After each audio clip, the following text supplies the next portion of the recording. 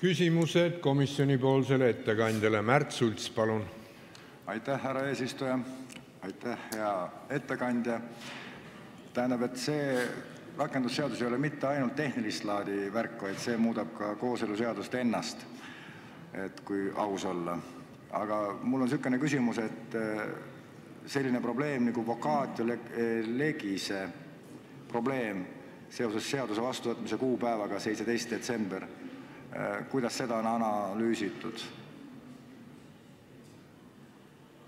See on niisugune juriidiline termin. Teie kui jurist peaksite teadma seda. Ei, aga mis see 17. detsember, ma ei saa, kus sa selle võtad? No jõustumise tähtaeg.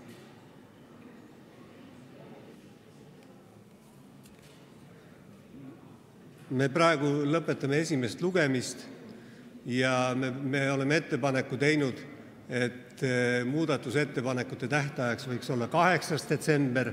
Me ei ole saanud mitte mingeid otsuseid teha ei selle kohta, millal see eelnõu tuleks teisele lugemisele suurde saali, veel vähem kolmandale lugemisele, veel vähem jõustumise tähtajale. Nii et Märt, nüüd sa räägid keeles, millest mina aru ei saa. Aga su esimene väide, see on tõsi, jah, osaliselt kolmes punktis see muudab ka kehtivat kooseluseadust. Need on siis hagemise õigus ja hagemise õiguse kehtivuse aja või